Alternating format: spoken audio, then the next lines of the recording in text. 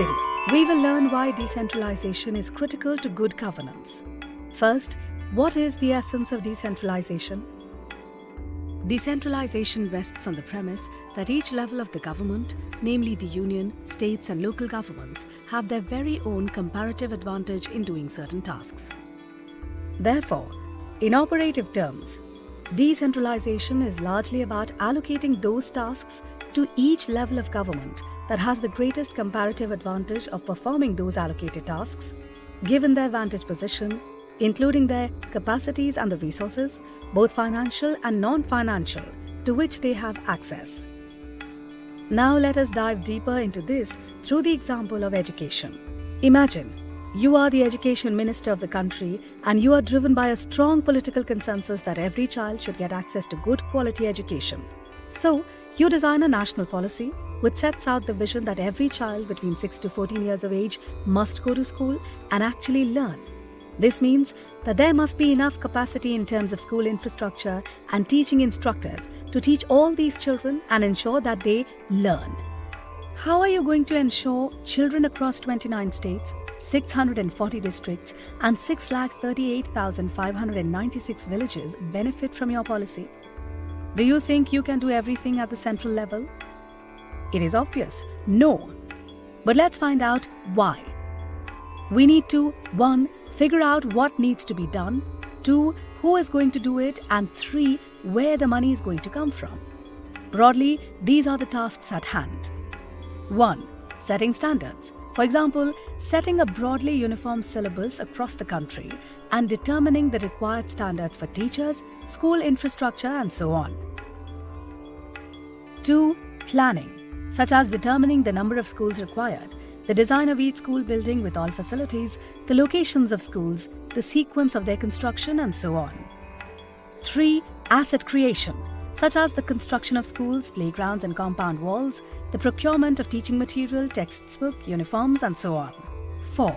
Operations, such as ensuring that teachers teach, that buildings are maintained, that sports activities are held, that parents are regularly consulted in PTA meetings and that teachers are trained.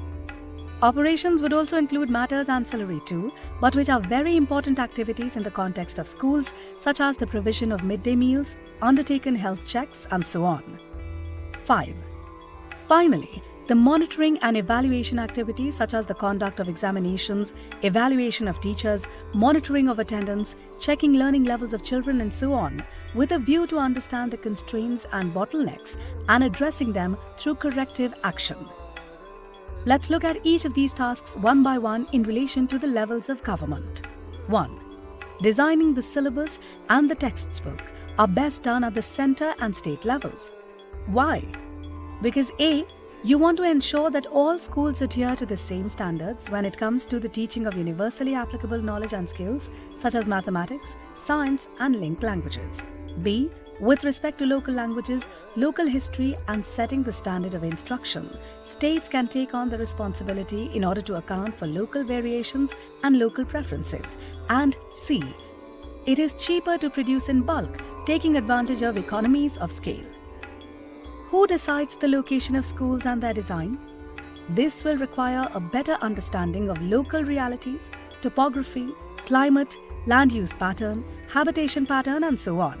Given that India is very diverse, this is best done not only by the state but also at lower levels such as the district. These levels can have a clearer picture of ground realities and they understand best the convenience of the people.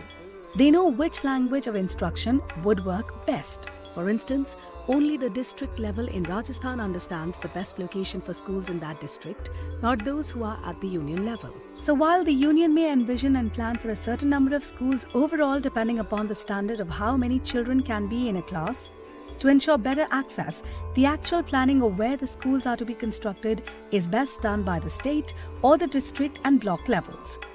3. What about the everyday functioning of schools?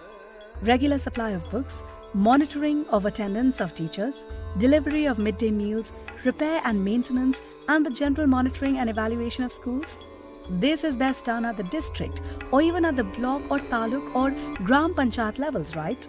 Schools and teachers need to be monitored closely so the performance can be tracked with adequate attention. The block level and district level can keep a track of a cluster of schools. Can you imagine the union government deciding the colors and sizes of uniforms that should be given to children in Bihar? Tasks that require a lot of discretion should be done at levels of the government that are closer to the people. You can easily see how if the allocation of multifarious tasks relating to education are jumbled and allocated to different levels of governments without rhyme or reason, it can not only lead to an inefficient implementation of policy, but it can also negate your vision. So, the point you should remember is that every level of government has a comparative advantage over the other, and therefore, when power is decentralized to different levels of the government and tasks are assigned appropriately to each level, good governance is the result.